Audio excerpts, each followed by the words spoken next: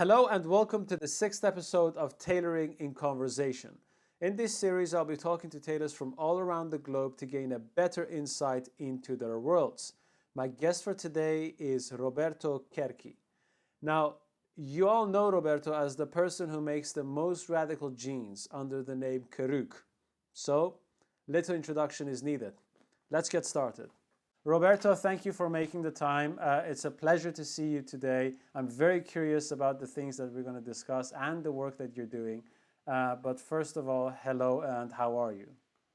Okay, thank you for your interest in my work.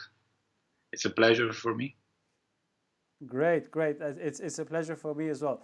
Roberto, I have one question that I ask everyone before I start. And that question is, if me and you were 10 years old and we were friends, what were we doing now? Wow. If we were 10 years old, Yeah. Maybe 11, 12 is also okay. I don't know. It's a hard question. Or maybe we'll end up doing the same thing we are doing now. I don't know. Oh, really? So what were you sewing when you were 10? Oh no, actually no. Yeah, it's something that I started having having been interesting in sewing. Yeah. Actually, very late when I was 30 years old. But I've always been liking doing something with my hand. So probably, for instance, I studied in the art school. So Okay. when I was in the high school, I used to draw every day at school. So maybe something that comes from that. Did you have like did you grow up in an artistic family where you had people influencing you or encouraging you to do the art side, or was it something like nobody around me was doing it, it was just something from within, or how did that go for you? No, actually, only my brother used to study in the same art school, and so I choose to the same school of him. But yeah, nothing else. Okay. So what would you say were your main interests in the artistic level? Was it visual arts? Was it music? Was it sculpting things? What kind of arts were you practicing at the time? Uh, well, at school we used to draw. How do you say human body? Mm-hmm. That's like basic drawing, and Yeah. then other like not sculpture, but using um,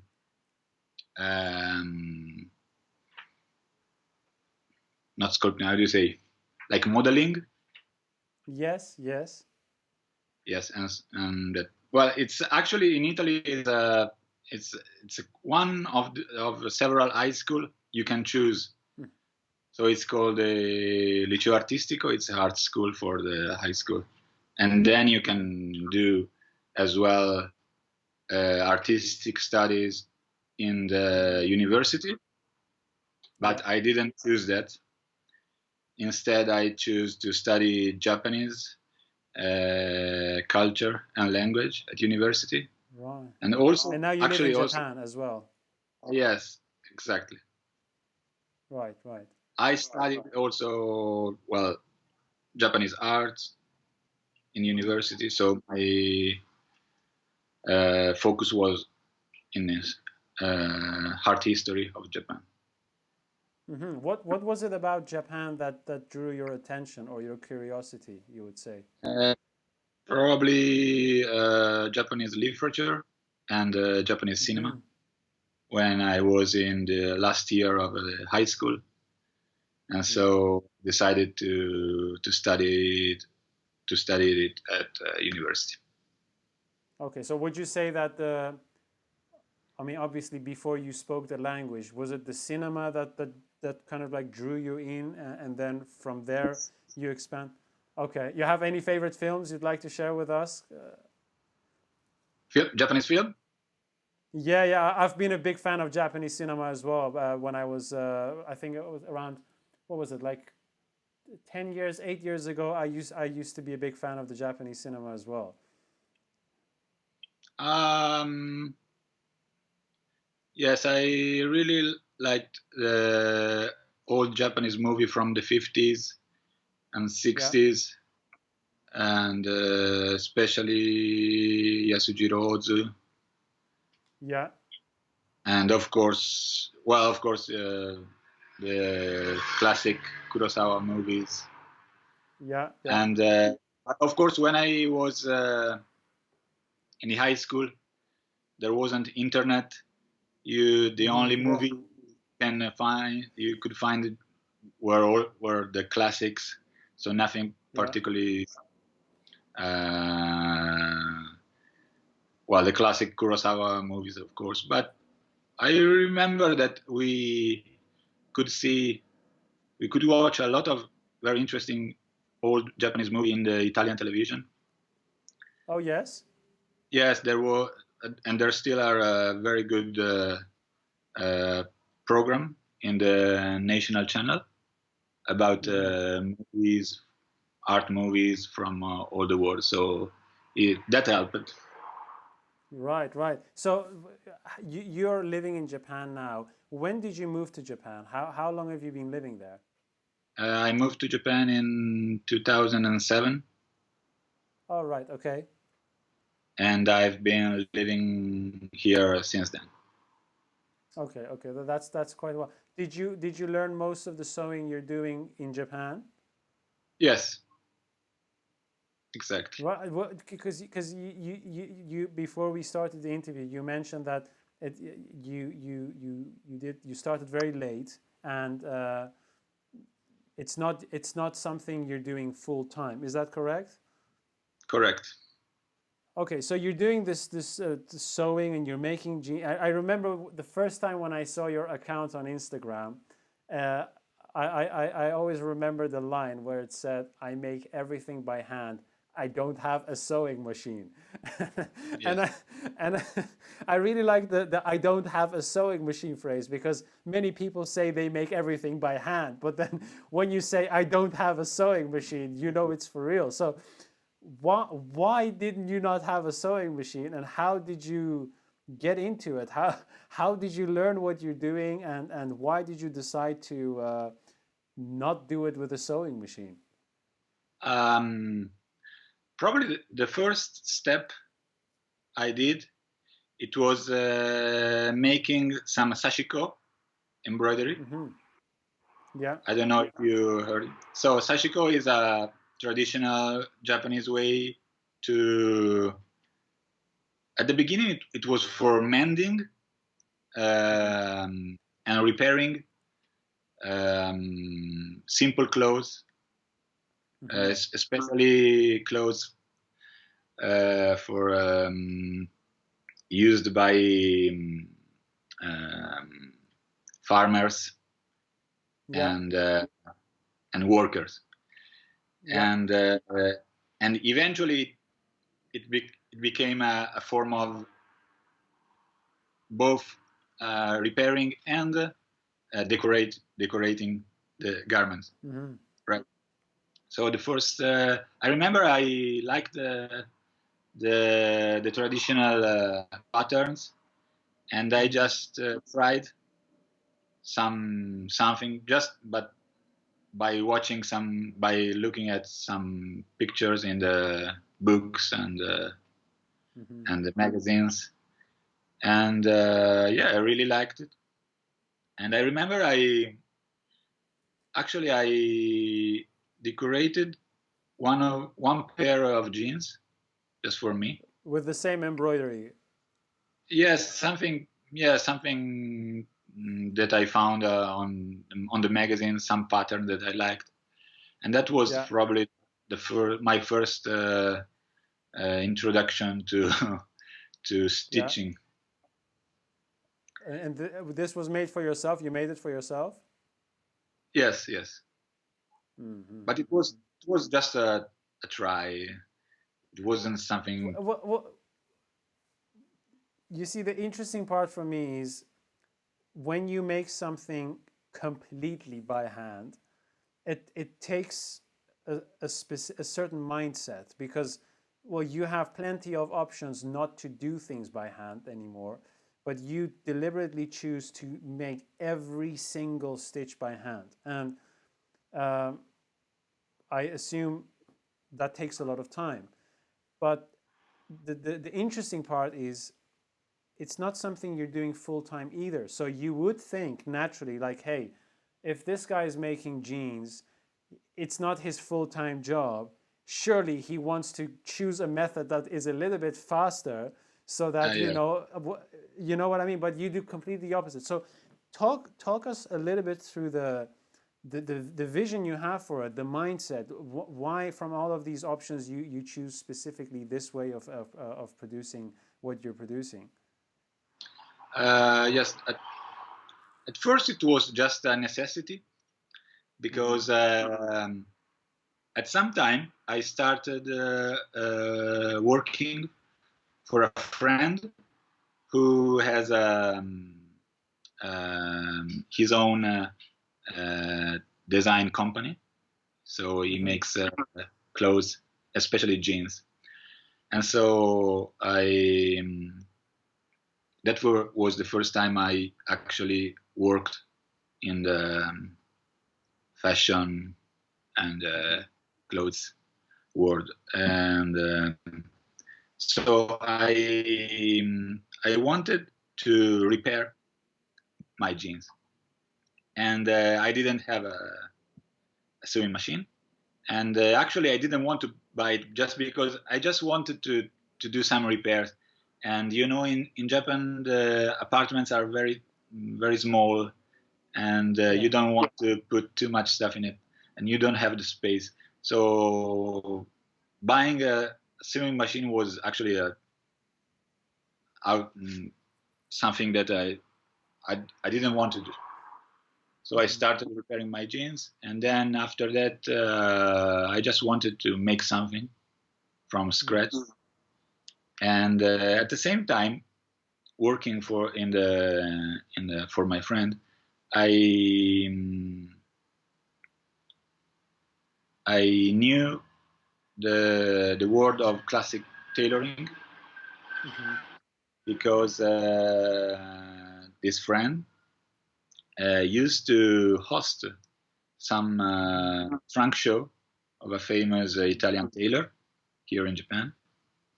And for the first time, I could touch a handmade garment. And it was love at first time.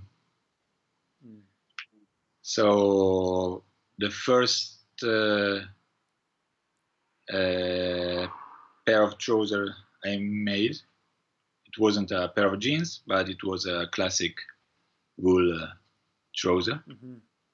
And of course by hand, because I wanted to test myself. I don't know. And also I really liked the idea of handmade classic tailoring garments. And so I just wanted to try, and I made one pair of trousers. Then I made another pair.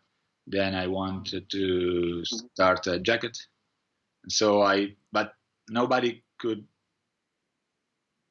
teach me how to do it. So I bought a book, and so I tried to learn it from internet, from some videos on YouTube, and from books, and of course by looking at nice handmade garments and try to replicate them.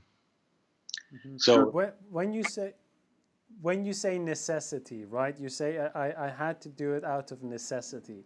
From let's say well, you could say from a philosophical point of view, or kind of like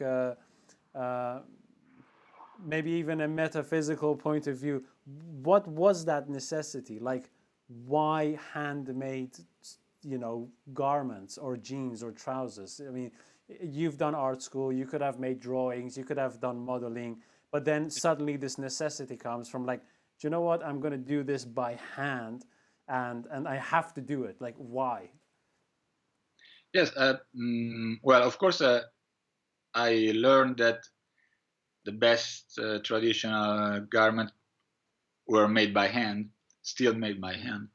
Probably not everything, but most part of it. And yeah, I thought I could do it, and so I tried. And I really liked the process of Mm-hmm. making something completely by hand. And it wasn't a pain for me. It wasn't boring. I really liked the process.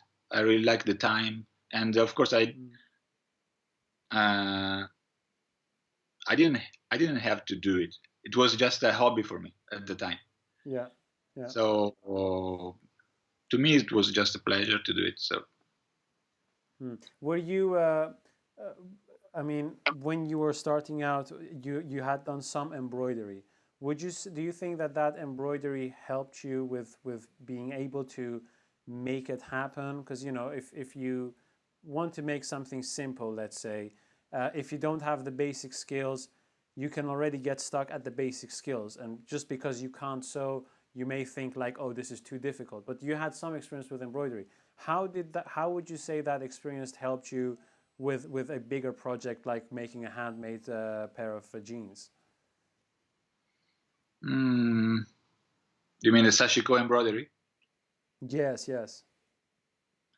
I don't think it helped actually, because jeans Hmm. came after I after my trousers. But Okay. at one point of uh, of my life, I really liked making clothes. So, and I was thinking that I could maybe go back to Italy and Mm-hmm. starting learning tailoring from a tailor, from an actual tailor. Mm-hmm. But it was yeah, too difficult to do, and Mm-hmm. so well, I found I thought that being a tailor, a classic tailor, just by without any school, without any practice in a tailoring house, it wasn't possible because it's too difficult. And Mm-hmm. I mean, I understand that traditional tailoring for coats and it's a really complicated process, and you need a lot of experience. So I couldn't do it, but since I really liked it, I focused on a much simpler garment Mm-hmm. and a garment that I loved, and that was jeans. So I thought, well, maybe I cannot do a coat or an overcoat for a client, but maybe I can do a jeans that is much simpler. And so I tried. Of course, at first for myself, I did a few prototypes, and of course it was by hand because there was another thinking that there are a lot of small brands, very good small brands, especially in Japan, that make very good high-end quality jeans, and they use like old machines Mm-hmm. and vintage machines, and they are very good. But there are a lot of them, and I thought that well, nobody does it by completely by hand, so let's Mm-hmm. try. And yeah, that was the beginning. Did you ever had a moment while you were sewing and it's like really late at night and you're tired, maybe you've made like two or three mistakes, but you're still sewing through and you're like, Man, what is this, man? Why don't I just buy a machine and just get it over with this? Did you ever had a moment like that?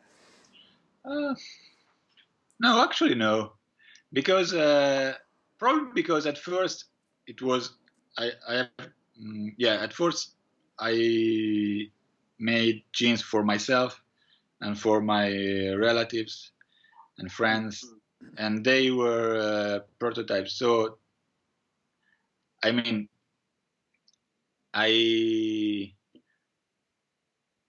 I didn't need to make jeans to get to get a living. I don't know how to say it. So it wasn't a job. It was just something more than a hobby and a pleasure. So I could take my time, and so I did. I did. I had plenty of time to learn by mistakes. So no, it wasn't. There wasn't any bad moment.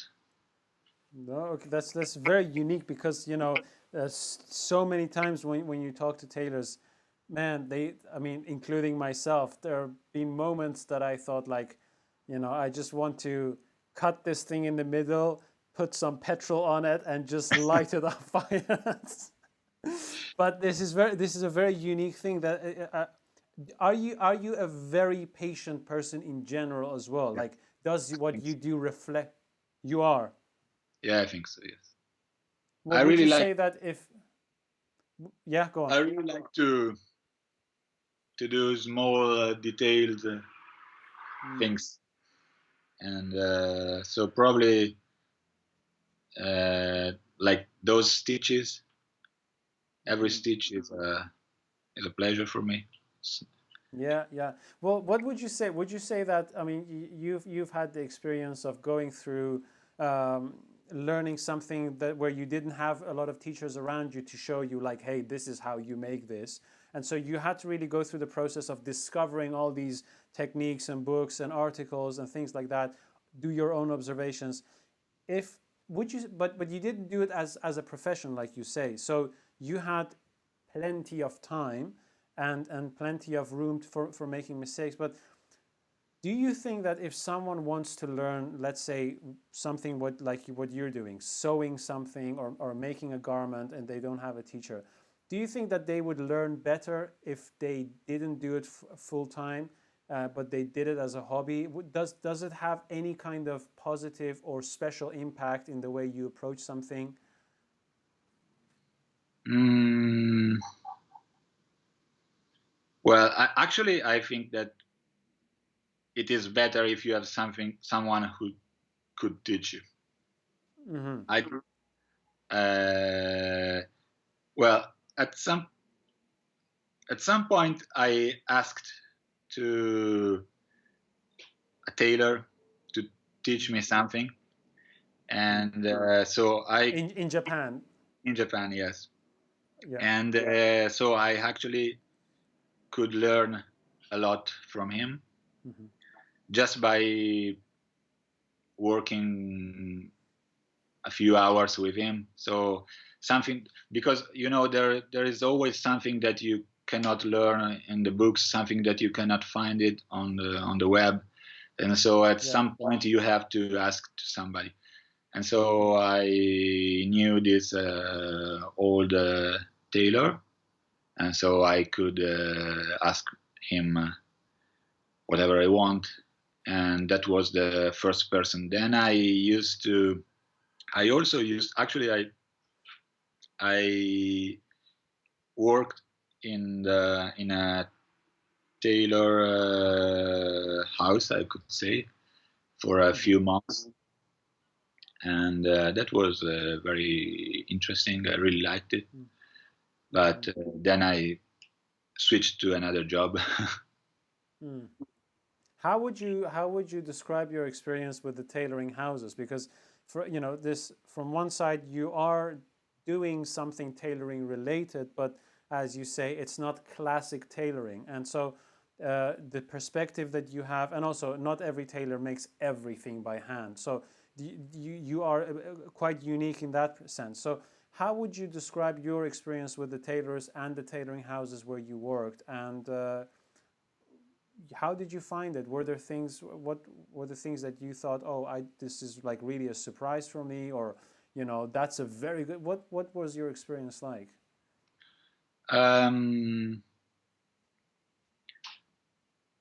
Well, actually, I have to say that I worked for that tailoring house for a very few weeks, so it wasn't a long time. So as you can imagine, I only did very simple tasks, only small parts in the jackets, but I really liked it, and it was, and he still is a very good friend, and he is I have to say, he's a very good tailor that does a lot of work by hand.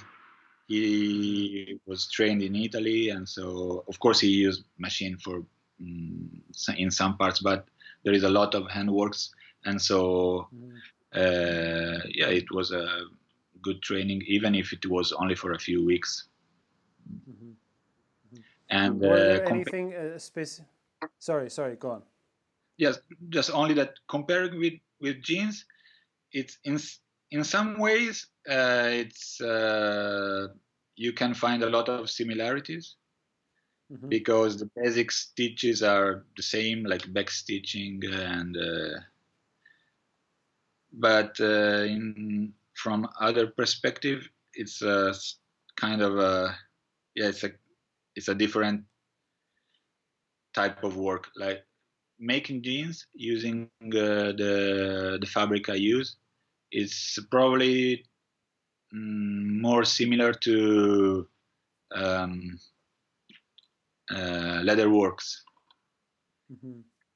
working with leather and stitching leather, because the fabric is so thick that you cannot use the thimble and needle as in the same way that you use in classic tailoring. It's completely different, and so in like the back stitching is the same, but but the pressure, the strong, the that you put in the needle it's very different. So I remember that well, for instance, when I switched to sewing my something for me in wool, I have too much power, and so I could damage the wool. So it's different, yes. Yeah, well, this is the interesting part is that, I was going to say you felt probably too powerful. When you're working with very heavy materials and you switch to a very light material, it seems as if you have to start learning all over again. Yes. What do you source most of your denim or all your denim from Japan, since they have a Yes. good industry there? Have you And used denim from other countries as well? no, because well, Japan is probably one of the most renowned place at the moment for denim fabric, and so that's good for me. And plus, I make a very small amount of pieces, and so I don't need a lot of fabric because I don't need.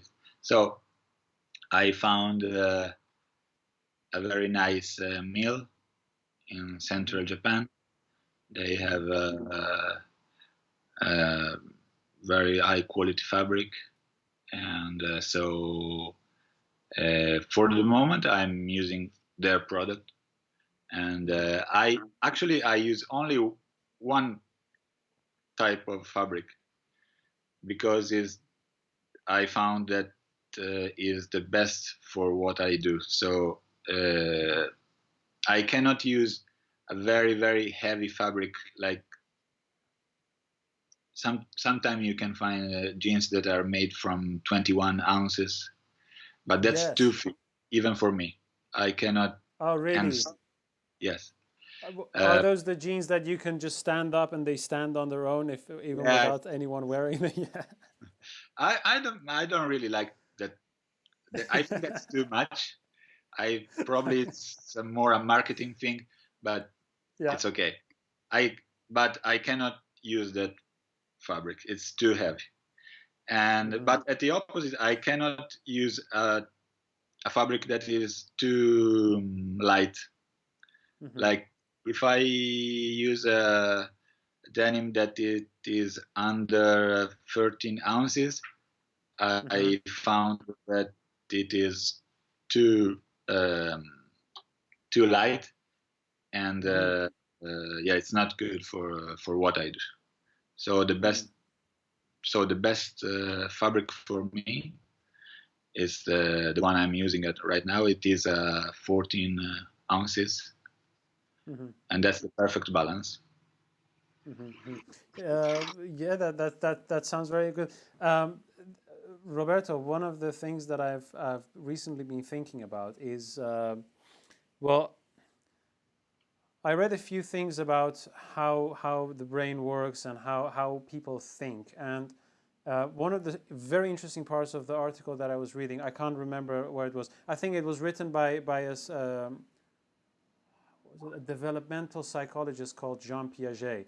And it was about the fact that the way humans think is not because of specifically the brains that we have, but also the body that we have. And so we tend to think with our hands a lot, and the way we can move. And so how that kind of like went, it was so that when people started to develop artificial intelligence, one of the problems they had is that they couldn't make a machine that was capable of thinking. And so after a few years, once they started to make machines that had bodies like the human body, then they could start to get the machines to think, because now they could think with a gripping mind, let's say. Do you think that the type of work that you do, for example, being very focused, because you need to have a very good hand and eye coordination in order to produce the stitches that you produce. It's almost like a machine. Like if someone would show me the stitches that you make, I would not be able to tell whether that's made by a machine or by hand. Like I can't. And so the skills you've developed are very specific and very unique in that sense.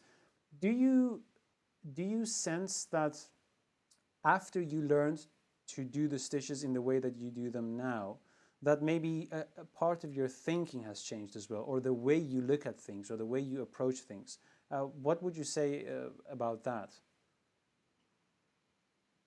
Mm, um, I don't know if this answered to your question, but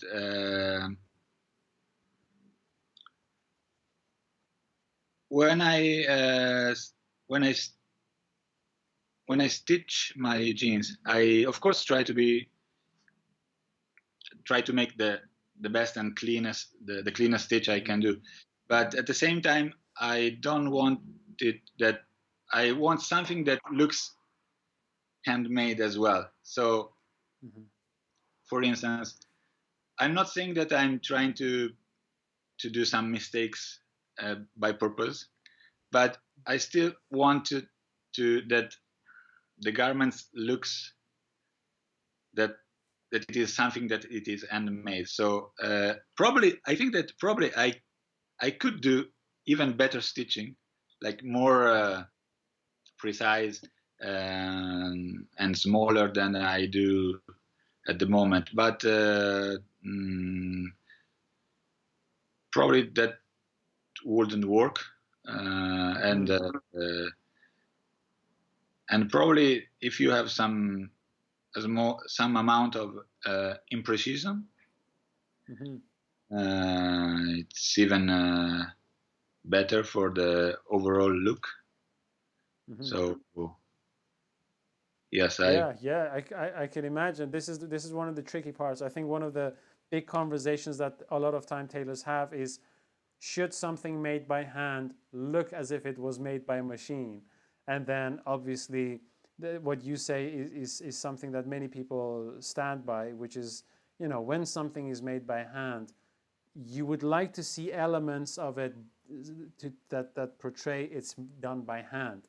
Um, the funny thing is when I look, for example, if I go to the museum and I go to the Japanese section, the art and crafts that they've produced throughout the centuries is so meticulous that I can't I can't tell. Like swords, for example, like this is I'm fascinated by them.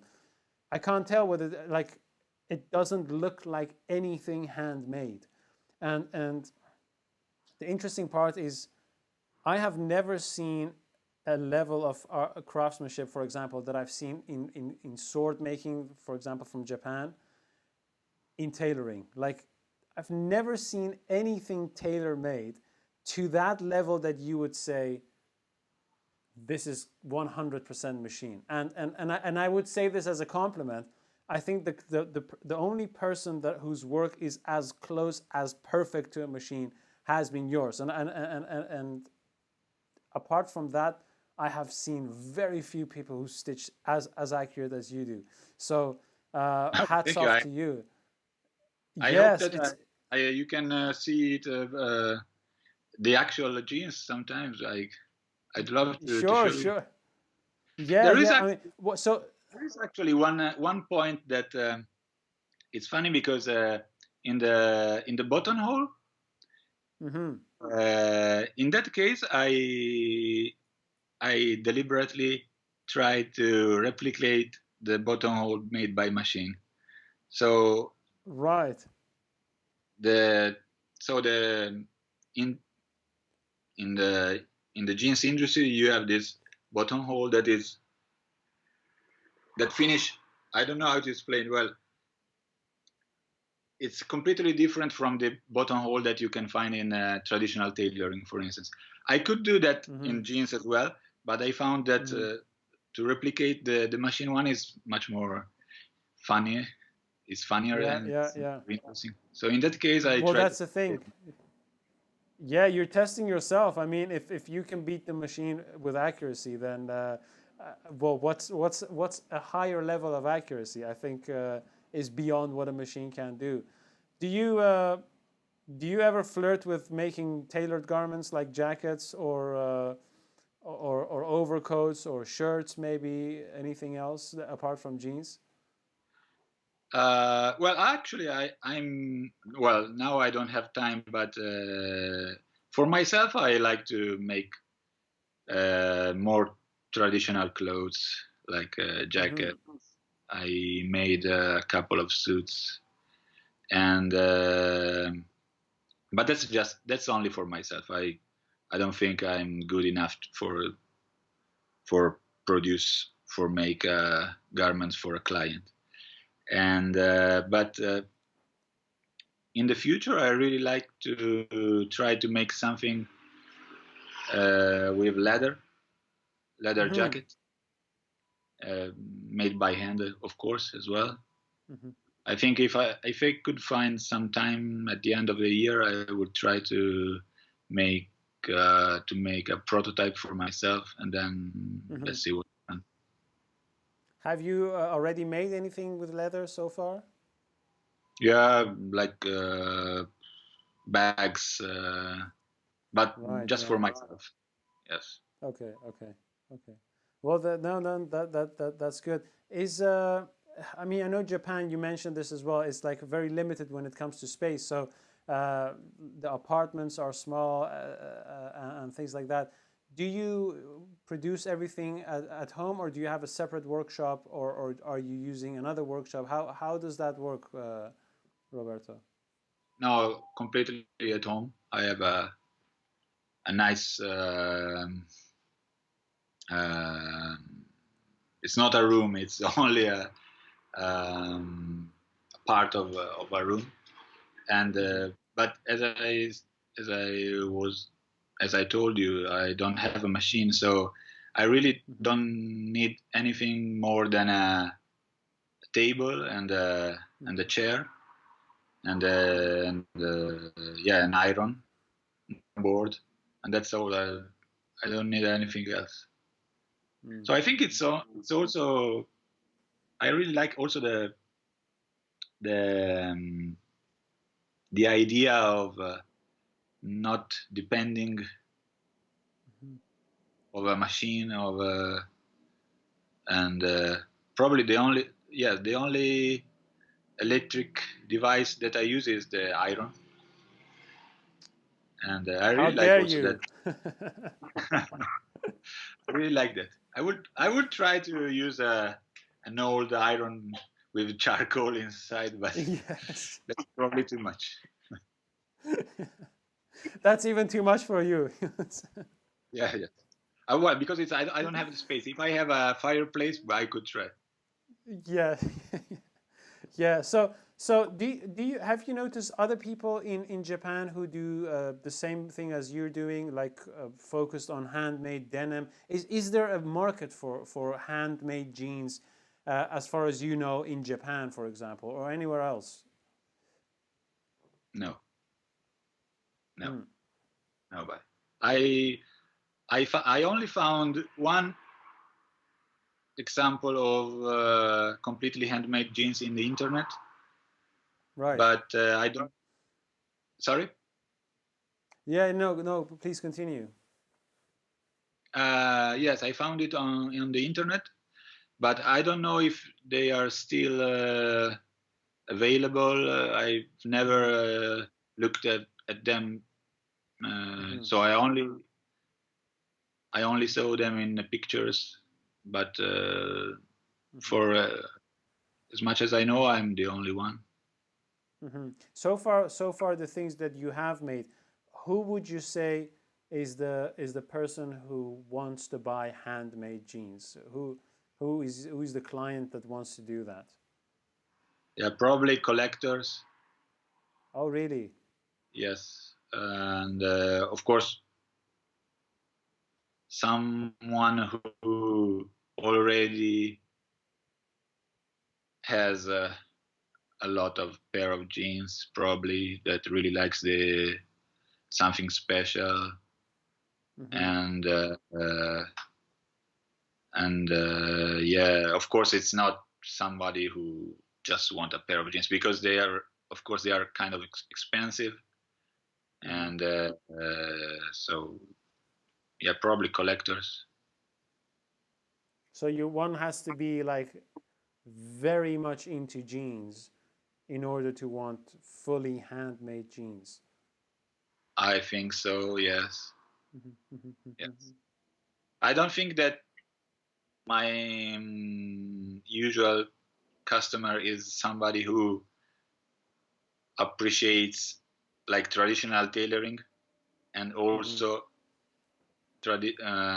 my jeans because they are two completely different world.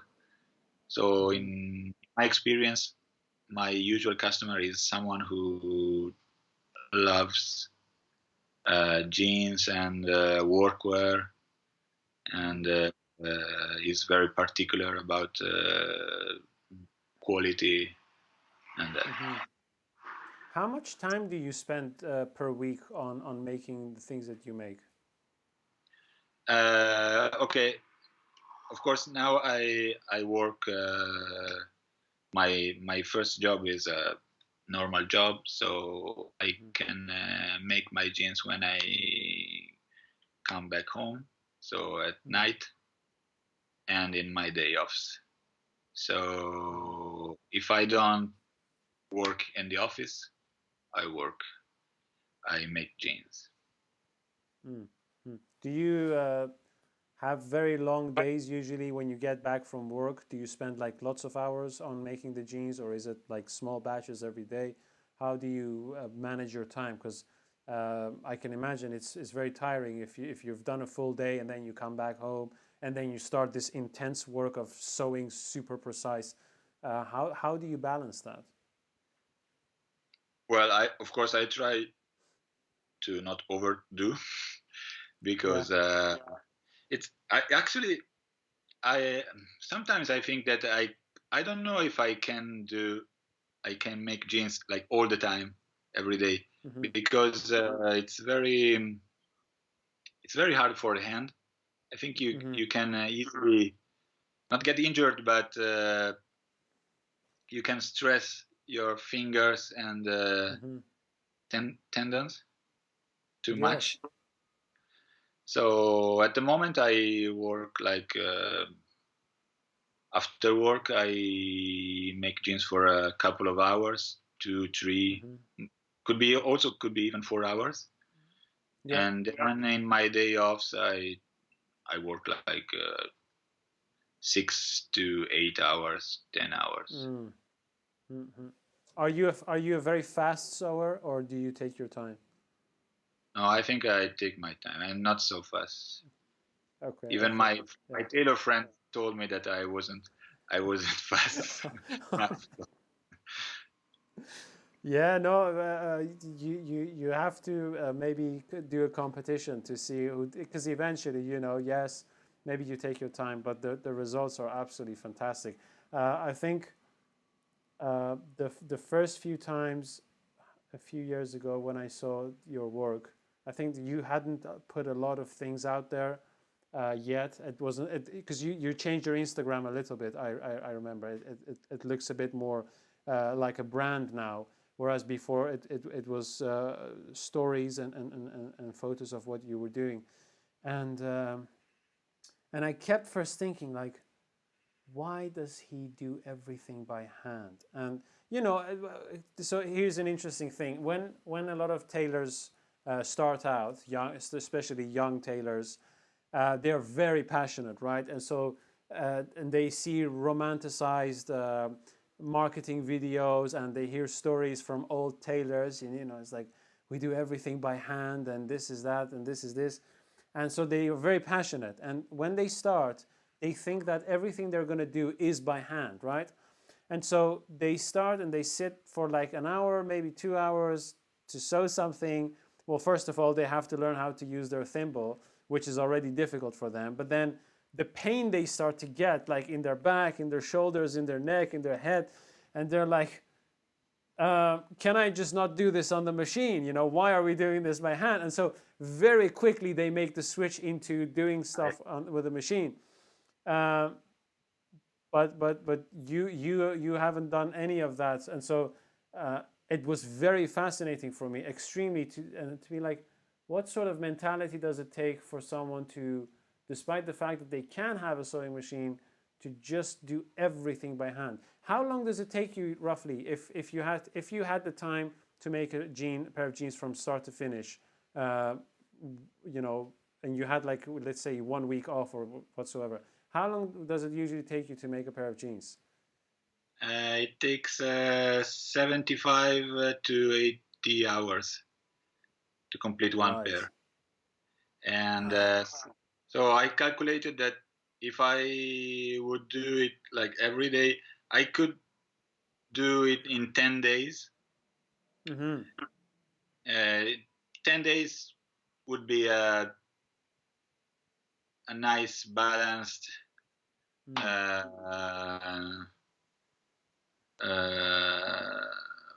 way to do it. Yes, not doing too much, not doing, yes, probably 10 days, 9, 10 days. And do you feel that there is a difference in the comfort or the wear of the jeans when you make everything by hand compared to jeans that are made fully by machine?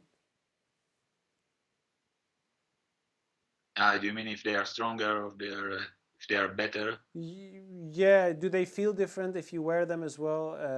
When you're like, do they last longer, or how would you compare them? Yes. Usually in even the high quality jeans you can find on the market, they are stitched with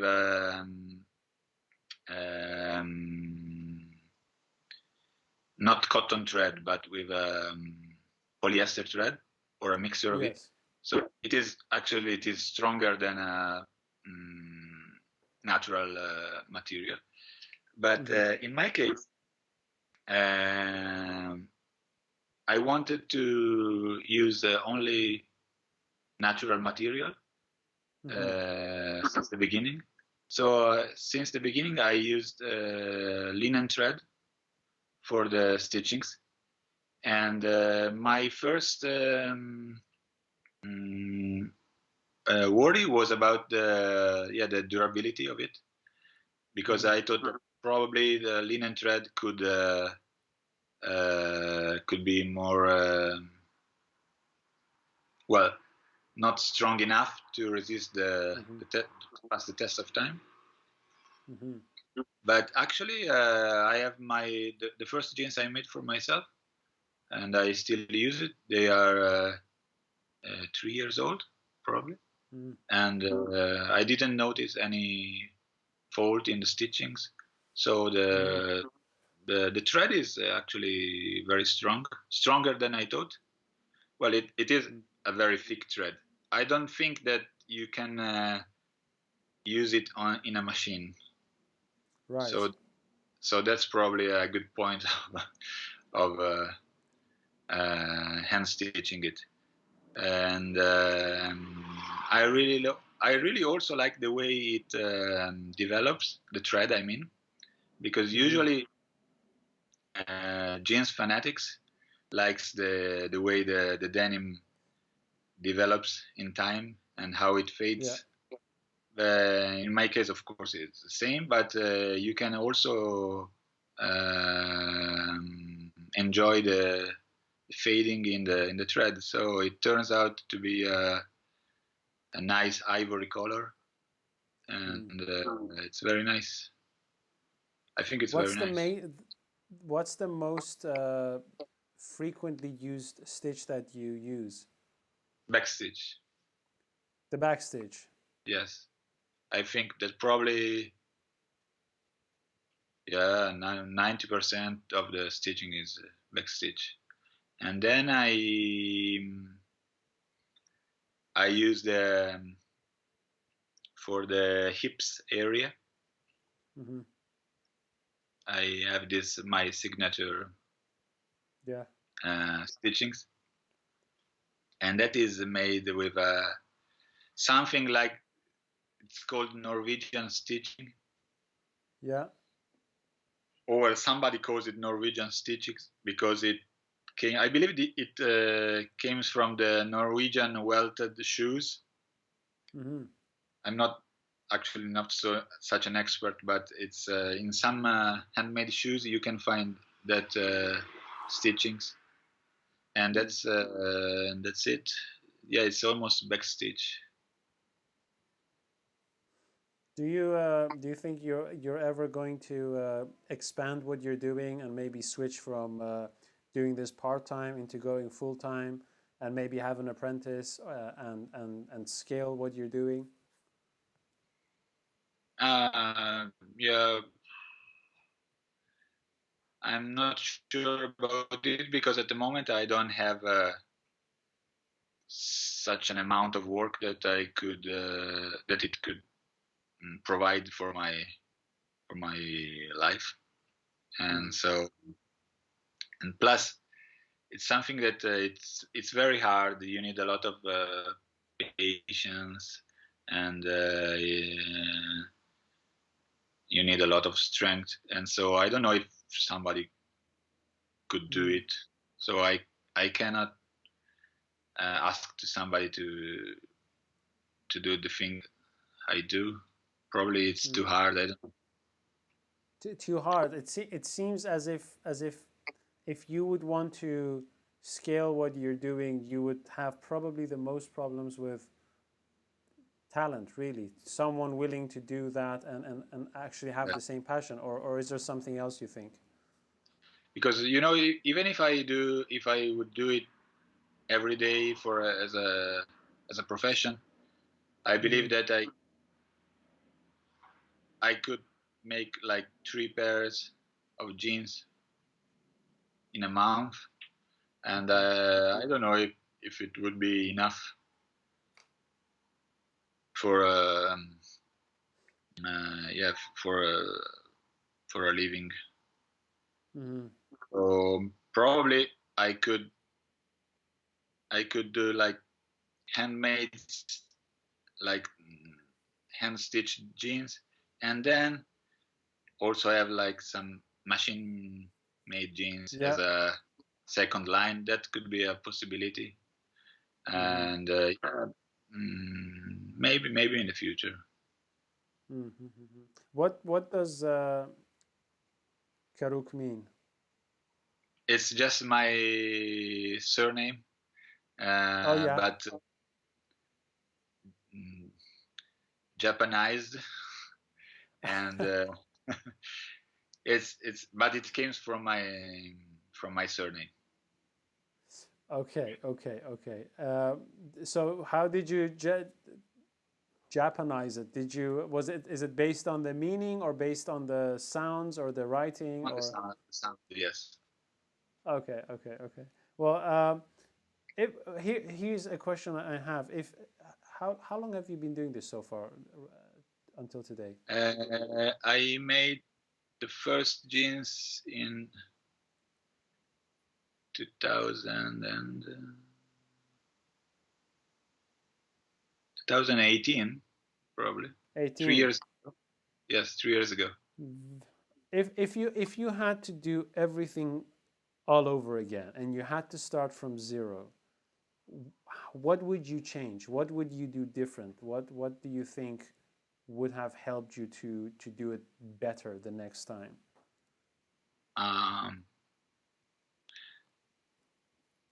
Well, but it took time. It took time just to develop the technique, the design, and like for instance, the what I call the hook, the Norwegian stitching on the side on the hip. It wasn't something that I taught and I designed. It was something that came one day. I tried to do some stitchings, and that hook came out, and I thought that I could use it somewhere, and then I realized that I didn't have a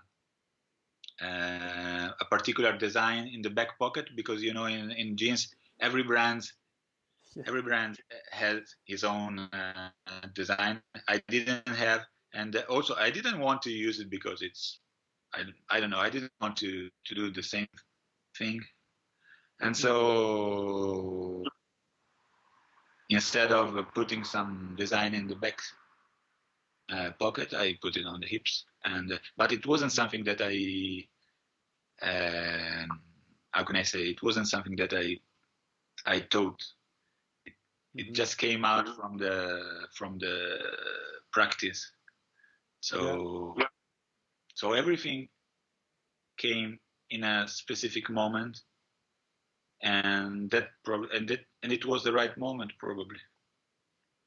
Yeah, it's completely true what you say. I've seen so many times when you repeat something and all you're thinking about is just what you're repeating, but then suddenly after repeating it so often, you look at it very differently as well. It changes suddenly into something else, and I guess that's one of the most curious, yeah, you could say curious parts of the creative process is from the repetition you suddenly get something new, and then from all the quantities you start to see the quality kind of like filter through, which in your case obviously you must have done a million stitches so far.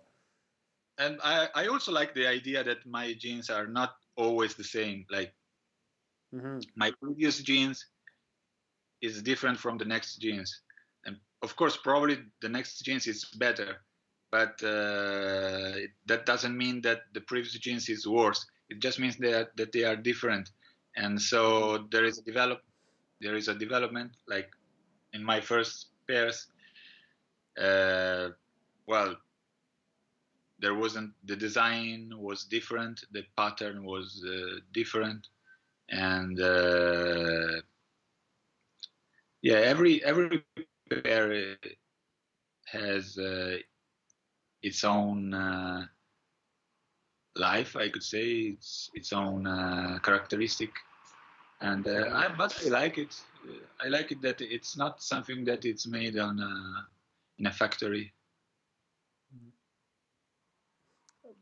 Did you have anyone helping you with the pattern part? Because one of the things I wonder is how did you learn the pattern side? Because as you've experienced, pattern cutting can be very, very, very mysterious, and so especially Yes. trousers. They I think from what I've experienced, I think trousers are somehow a bit more difficult than jackets or shirts because where you have the seat seam, and that almost acts as, well, the shoulder seam in two different ways, lengthwise and widthwise.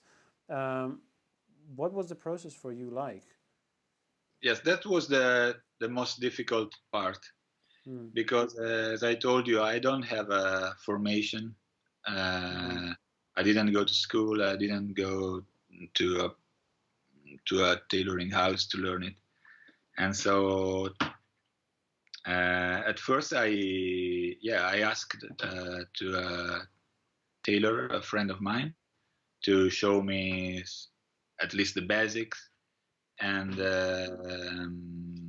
with his help, I made my first and second pair of trousers, not jeans.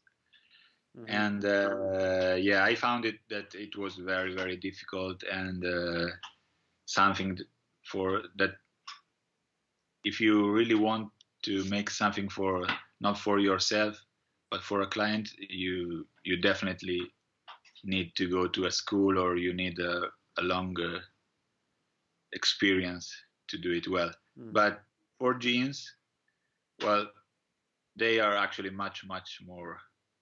They are more.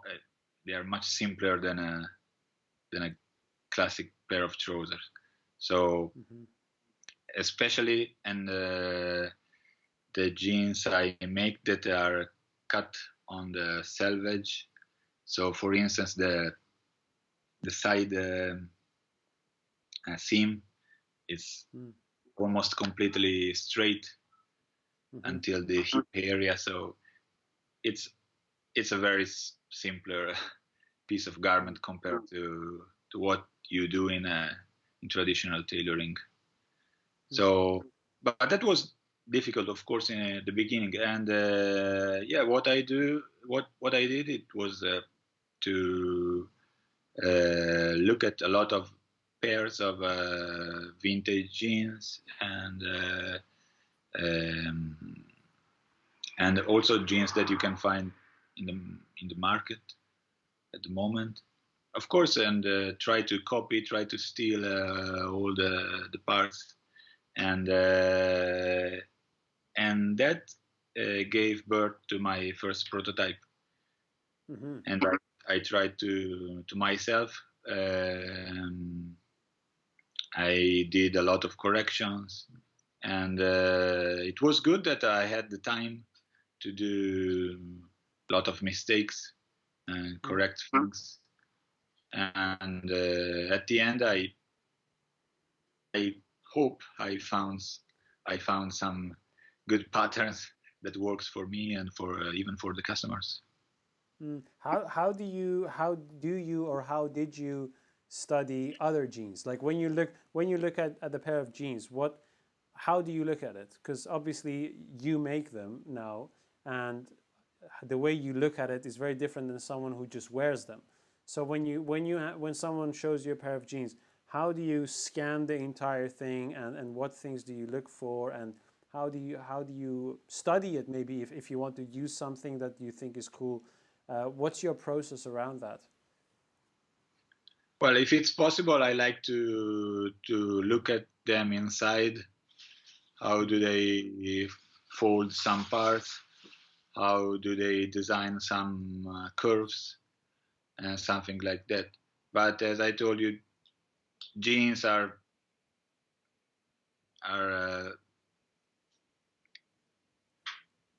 simple, and also they are, you cannot find a lot of differences like you can find it like in trousers, in traditional trousers. Mm. If you, in, like, for instance, in this tailoring house, you have this kind of style. In another tailoring house, you can find another style. But in jeans, they are pretty much the same. Yeah. Mm. And yeah, of course there are fashion trends. You can find more wider, slimmer, but the basic construction it's quite simple, and it's almost the same for many brands. Mm, mm, mm, mm. Very interesting. Very, very interesting for me. I'm still fascinated about well, how one of your jeans would look like in real, because obviously I've only seen photos, and also how they would feel, uh, wearing them. So I hope that one day I can visit Japan, or if you visit London, love to see you and what you make. And Yeah, yeah, I'm very curious to see where you will take this, because I think what you're having is some sort of a well, I could easily say a unique vision on how things should be done, and it makes perfectly sense that the people buying from you are people who are collectors and people who really admire and have a big passion for jeans, just as you have. So yeah, you've certainly inspired me. they are actually pretty rare, my jeans, because I make very few of them, so they are highly collectibles, I think. Yeah. But I really like to compare what I do and what real tailor do Mm-hmm. using the music, like classic tailoring, as you do and as they do in Savile Row in Milan. It's like classic music. Like it's very complex, it's refined, and you need a lot of study and practice to do it. And only the best musician can play it. But what I do is it's still music, but it's much more like folk music. They're very simple. Oh So no no no no no no! like Oh man. like if you like you are for me, because I really love my first passion, my first love is classic tailoring. So something that you do in Savile Row. Mm. And for me, like you are like I don't know, like Rostropovich or like Horowitz, Yeah. some musician like that. But me myself, I consider myself like, I don't know, some Woody Guthrie or Bob Dylan, something more. It's still music, but it's much more simpler. Well, it's how would you say it? It's simple complexity. That's how you would say it, because what you do is not easy, and it's also not something you frequently see people do. I've never met anyone who does what you do, and I'm sure that most people. I mean, did the tailors know that you were making your jeans completely by hand? Yes, yes. Well, what was the He thought I was reaction? crazy. Yeah, they tell you what they actually thought you were crazy, and they probably didn't hold back either. So and he still asked me why I don't have a sewing machine. So Well, you have become the sewing machine. That's the thing. uh, probably yes. There is the speed round that I'd like to do with everyone, and so what I'll do is I'll give you a word, and then you tell me the first sentence or the first thing that comes up your mind. Okay. Okay, let's try. I hope I can do it. Okay. So let's start with classic tailoring. Jacket. Jacket. Okay. Japan. Um, oh, Ooh. rain. Rain. Rain. Rain, because Really. now it's a rainy season, so it's raining almost every day. Okay. I never expected you to say rain. Okay. Um, a replacement for denim. Or jeans, for the same matter. A replacement. Yes. Chino pants and Yeah, chino fans. Okay, okay. Patience. patience. Patience. Yes. Patience. Yes, yes. Time. Time. Okay. Uh, the next one is limited time. Speed. Speed. Okay, okay. the next one, the next one is actually speed.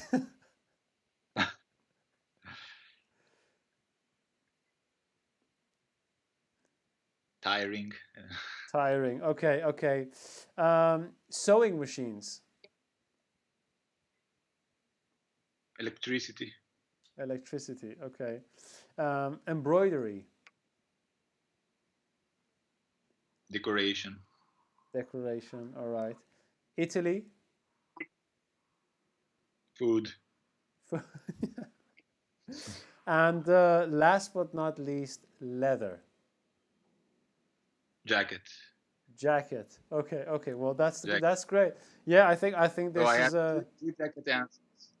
huh. I answered jacket twice. Well, that's for the classic tailoring and for leather. So, um, I think the next thing we can expect from you maybe is a classically tailored leather jacket. Oh yeah, that's. I really want to do it. I really want to do it. Yeah. I actually I have my prototype patterns right in front of me. Yeah. Yeah. Yeah. Yeah. Yeah, last year when I had a few times, I started making the prototype of the parts of the leather jacket, because you know in leather jacket you cannot busting it. Yes. So they have all the patterns, all the parts have to be perfect for Yeah. stitching. Yeah. Yeah. So now I have in front of me. It's not completed, and I made this the only the front and the backs with denim in denim Mm-hmm. jeans. Mm-hmm. Mm-hmm. And yeah, it's a project that I really want to do. Mm-hmm. So probably I think that I could take a few weeks off from my jeans and make the jacket for myself. I think it could also be a good marketing Mm-hmm. uh, story in on Instagram. And yeah, maybe who knows? I really want one. Yeah, no, okay, Roberto, it's I'd love to chat and see what you do perhaps in a year time or maybe even sooner. I would love to see you when you're in London or if I'm in Japan. And again, I'd like to thank you for this conversation and making the time. Uh, it's been very inspiring for me, and I hope that it's going to be inspiring for many, many others. Thank you so much. It was a pleasure for me, and I hope to see you soon. Maybe in Japan or in London. Why not? Definitely. Pleasure is all mine. Thank you, Roberto. Take care. Thank you. Bye bye. Bye. And that was Roberto. I hope you all enjoyed the conversation. If you'd like to see more from Roberto, you can follow the link to his Instagram in the description of this video. If you have any comments, thoughts, or ideas you want to share with us, please let us know, and we sure hope to see you again in the next episode. Until then, bye bye.